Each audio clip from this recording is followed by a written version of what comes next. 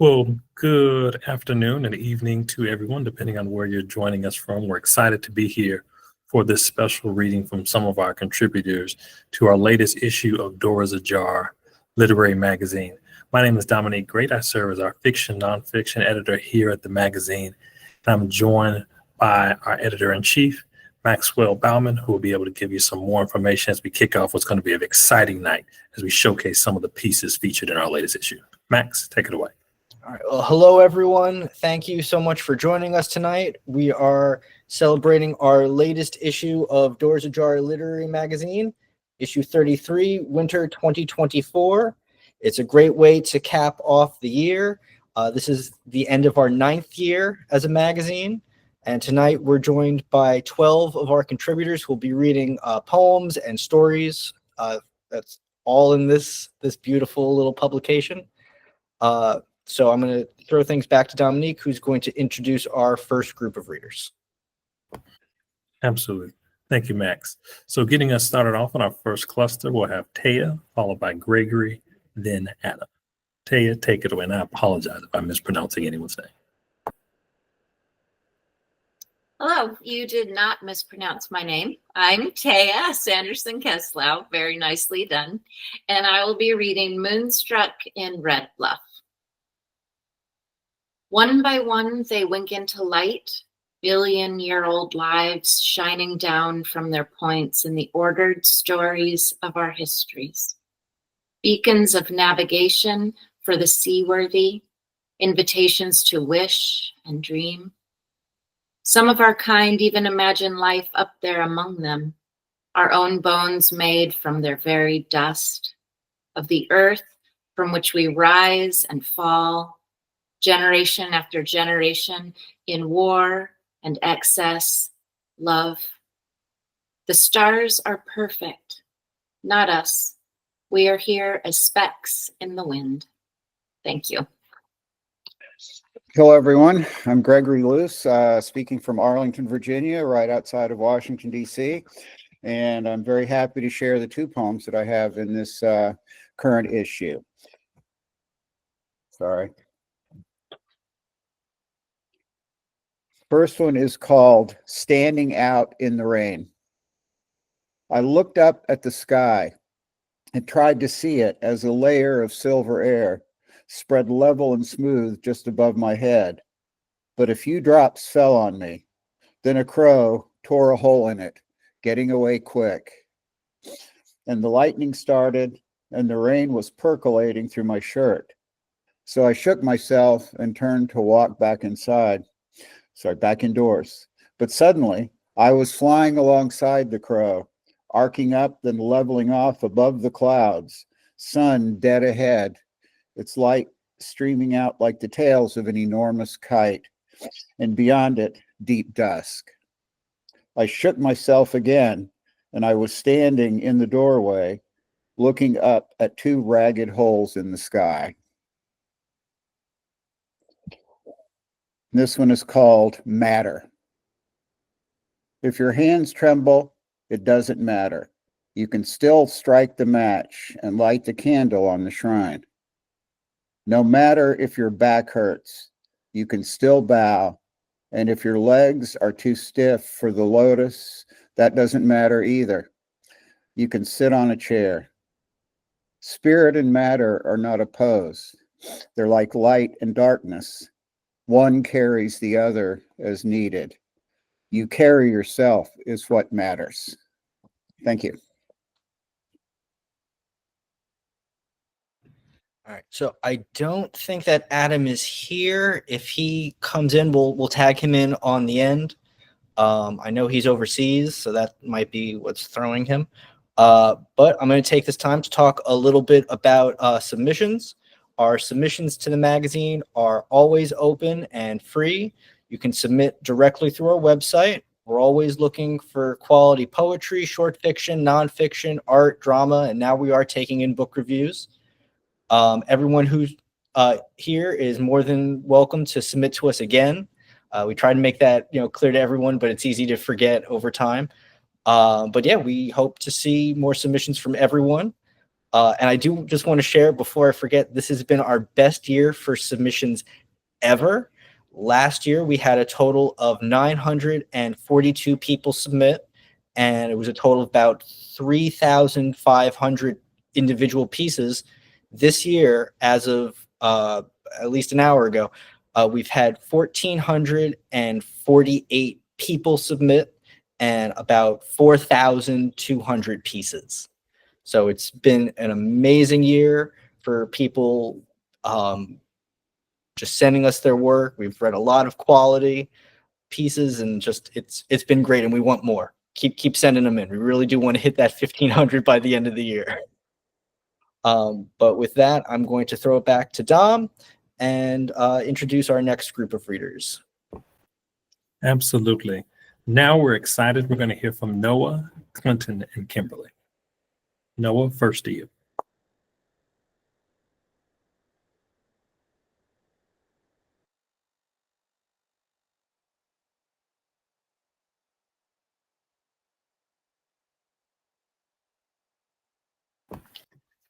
I'm not seeing Noah.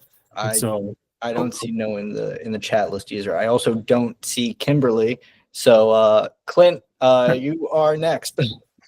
All right, I'll fly solo for this one. So I'm going to read my poem, That Dog in Me. That Dog in Me is the title of the poem, and it's also the first line, so I'll start with that.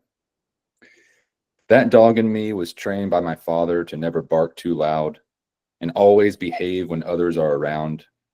We used to turn our dogs into shadows and fight each other on the walls of my bedroom. He would change the shape of his ears in silence, then fully engulf me in his gaping palm. One time I got in a fight with a kid who barked too loud. That night, my dad turned out all the lights and told me, you need to learn how to save your energy. Never shine your light on an empty room. Thank you. Well, okay. Well, since Noah and Kimberly aren't here, just like with Adam, we'll tag them on at the end. I'm just going to take this time to talk a little bit about future events we have coming up. The next big thing we have planned will be in April. We're going to be at Rainbow Fest, which is the largest LGBT book fair, I'm pretty sure in the country, but it's in Manhattan every year. We'll have more details up about that pretty soon. But actually, the one thing that'll be before that will be our next reading event, which will be in March for our spring issue. Already looking ahead towards that.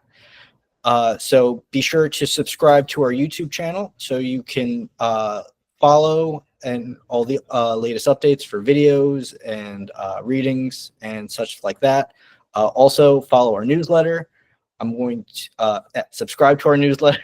That's how that goes.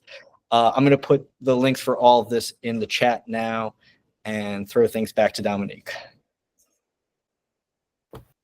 Thank you so much, Max. Now we'll hear from, I don't know if it's Mr. or MR, either way I like it, then DS followed by Burcu. It's MR, that's correct. And I never figured out my camera, so I apologize. I hope you can see me okay.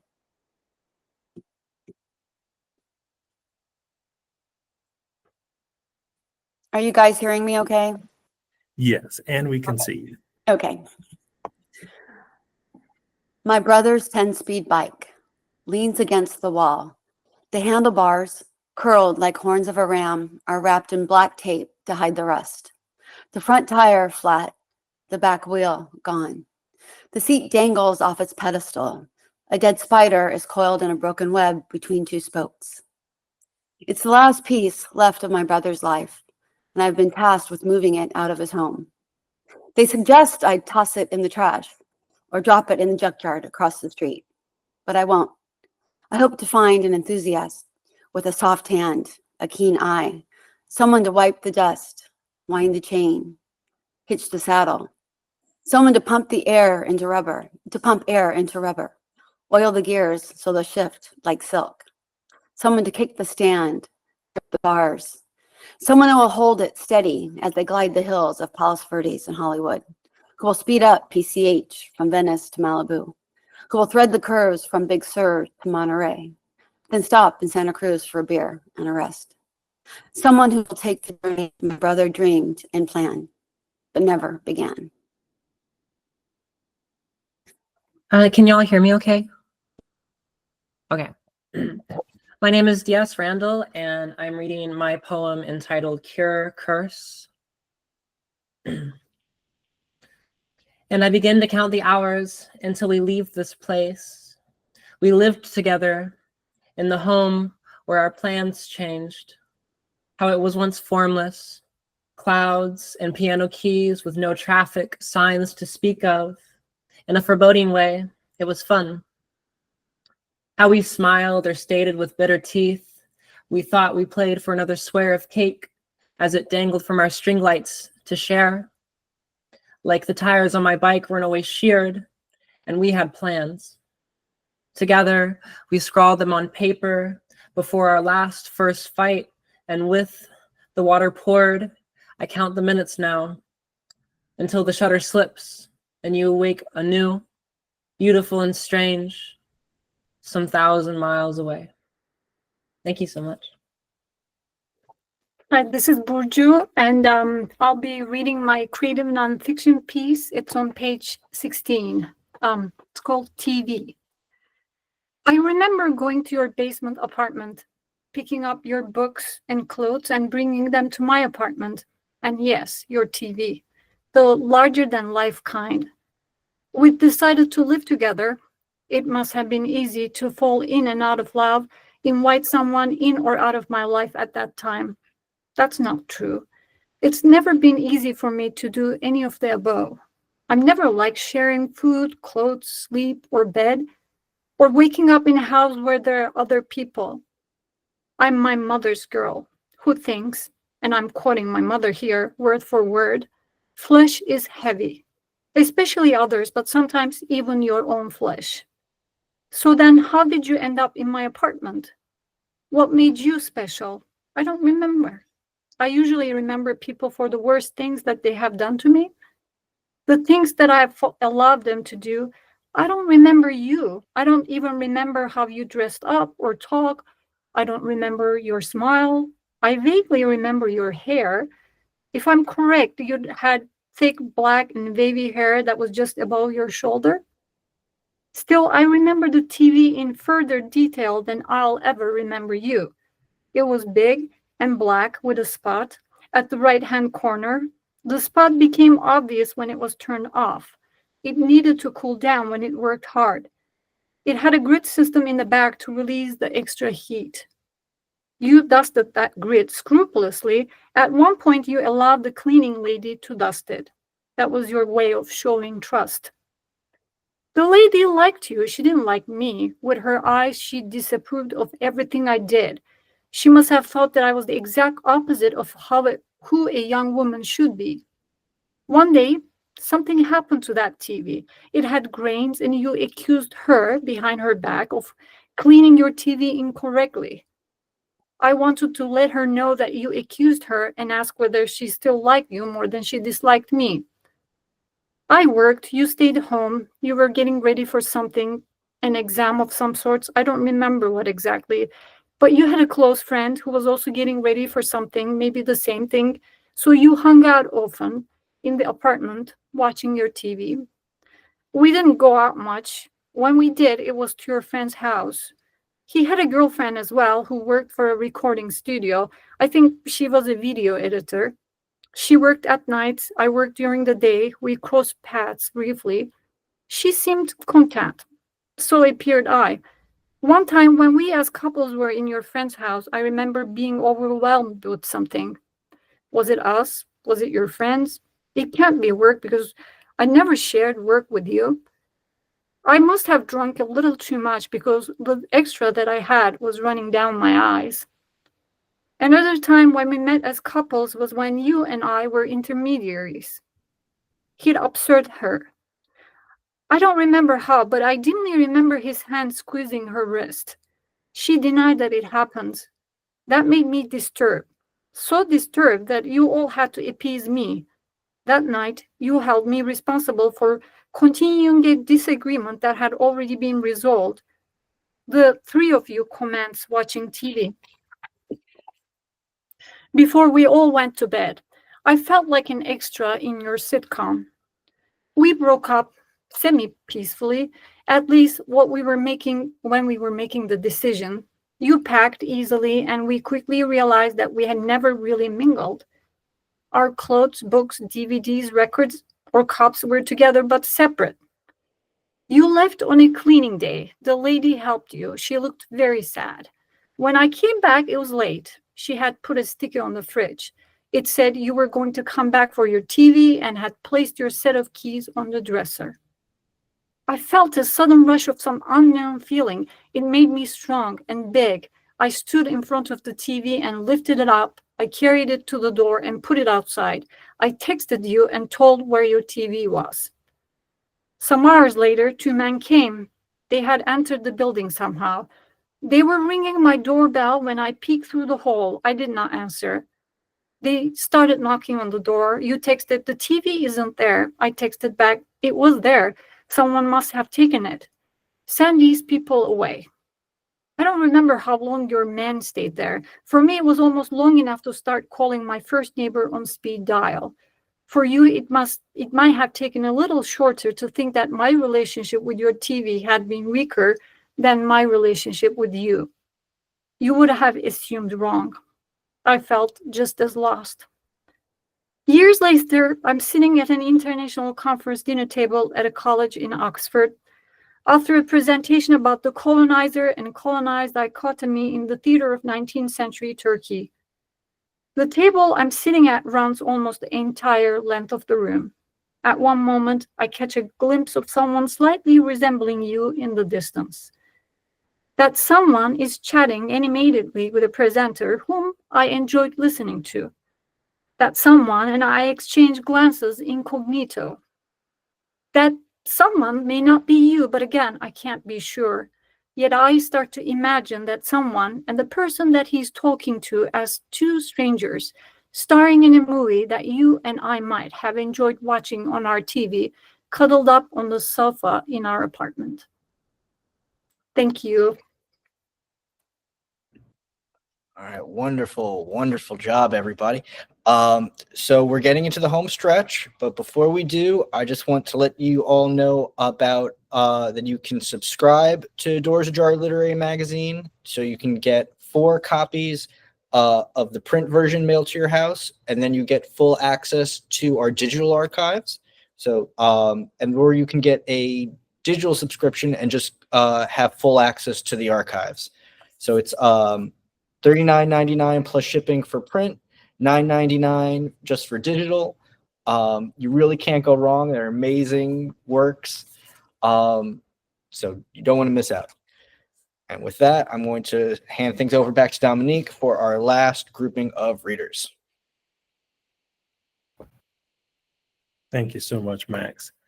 Now to bring us home down the home stretch, we'll hear from Marisca, William, then Daniel. Take it away, Marisca. Thank you. And thank you everyone who read first. It's been a joy listening to all of your work.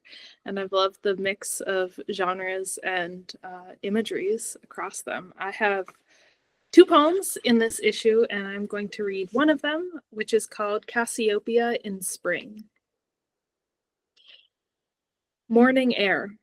We find 3 songs. Peace, searching, midnight. Astride a butterfly of pure imagination, calling auroras, watching, worried conditions bed you into our requiem arms. Autumn, autumn, flips only once, to grow love in days draped unsaid, brewed beneath Saturn, a farewell sleep song. Singing list, obeisant, fairest, rise. Symphonic vines, curling tendrils that don't know where they're going. We voyage, lamenting cloaked beginnings, reflecting distant adventure, rolling over blocks, blue ridges building an equinox, ashed in meteors, breaking, brave. our wisest end. From far horizons to distant worlds, to present futures and dancing pasts, we gather misery, mist, musical mountains tripping us night after night, until all we see, fireflies singing summer anew. Thank you. Thank you, Marisca. Hi, I'm William Weiss, and I'm currently in sunny California. And first, I would just like to say congratulations to everyone who was published in this issue, and for the wonderful editors who put this all together. Your work does not go unheard. My poem explores the feelings of fragility, impermanence, and the often conflicting nature of loss and love. Using a deteriorating bouquet as a metaphor, this poem colors the fleeting beauty of relationships and the inevitability of emotional and physical deterioration. Here we reflect on the passive acceptance of the relationship's decline, try and salvage grandeur with utilitarianism, and handle the human tendency to cling to memories, even as they fade. So this poem is called Roses by the Stairs. Still have the flowers she gave me on Valentine's Day. Now its neck bent, avert the sun's gaze. Same flowers hung at funerals are used as floats at the parade. Put them in an empty soup can, no beauty in the vein. How could I hold something so fragile and expect it not to break? Had no heart to throw it out. I just watched it waste away. Skin and bone, no beauty holds. We both knew it'd go that way. Every color turns to brown, the stalk curls into a frown. A petal drops, a tear, the remnants huddled on the ground. The flower sits in agony, in the confines I allow. I heard the song's end, final notes ring out. Thanks for the flowers, it's the thought that counts. I watched it split apart. I guess that's what love is all about. Thank you. Well, thanks for that, Will. Really appreciate it. Everyone, thank you so much for your readings tonight, and thank you to the editors of Doors Ajar. My name is Daniel Cecil, and I'm going to be reading my piece from the winter issue, which I just got in the mail today, which is great. Naturaleza muerta con plate of nachos. He is considering the possibility of this affair when the waiter drops an order of nachos between them. All too aware of how he might look if he were to reach in first, he hesitates. She, however, leans across the table, plucks a chip, and swoons when the sour cream activates her tongue. I just can't help myself, she says. I live to devour. It's the same way the chips smothered in cheese are bad for him. He knows she is too. It's the gold safety pin as an earring. It's the twirl of her scarf around her neck like a limp helicopter blade in the heat of summer. It's the way she asks the waiter to turn down the music as if she were the only person in the room. And for a moment she is, a darling manic pixie and avatar of a 90s rom-com. As he watches her tilt her head back to catch a piece of dangling cheddar, it becomes increasingly difficult for him not to compare the complexities of a possible affair with her and a layered stack of nachos waiting for him to breach its cheesy dermal layer. He considers this surface and its evenly distributed fixings and how underneath it all might lie disappointment, a soggy bed of corny despair. It's a stupid metaphor, he realizes, but apt, cliche layered upon his own 40-something cliche-ness. His phone buzzes, a text from his wife. She's checking in to learn how this evening is going. When will you be home from work? He swipes away the notification, worried that the woman fingering the avocado from the edges of the plate and suggestively sucking it from her fingers might notice this intrusion of reality. But the spell is already broken. Not for her, but for him. Suddenly, the naked audacity of the moment, sitting at this restaurant and eating nachos, or rather, watching the woman who isn't his wife consume, is revealed to be as absurd as the metaphor he'd made earlier of the soggy leftovers now exposed. He excuses himself to catch his labored breath in the bathroom. There, he looks up the definition of metaphor on his phone. Metaphor, quote, a figure of speech that compares two unrelated things. A mirage along the horizon, a false pretense. Jesus, he sighs, understanding finally how long he'd been smothered.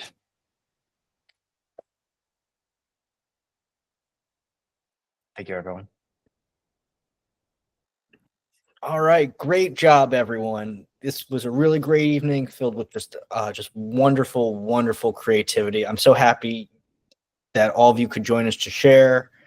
Thank you for taking the time to be here with us and for submitting, for help making our magazine a reality. We would not be here without all of you. And I think that's all from me. Dominique, do you have anything you'd like to say to these wonderful people? It's always a joy to be on these readings, and it's always a joy to hear you read your pieces. I think it's one thing when we read them, but to hear them come from the authors as well as the context behind them is always so meaningful. So thank you for sending your stuff to us and giving us the opportunity to do what we do as editors. I'm honored that you thought of Dora's Jar. You could have chose any other magazine, but because you chose us on behalf of myself, Max, and all of us, we just want to say thank you. All right, folks. So yeah, thank you so much. We'll have these everything edited and up on YouTube probably in the next week or two. We'll get it up pretty quick. Great. Thank you, everybody. That was fantastic. All right. Great job. Thank Yeah. you. Bye. Thank you, editors. Thank you. Thanks for reading. All right. Have a great night, everybody. Take care. Bye. Thank you for having me on the cover. Yeah, Of course. thank you. Thank you.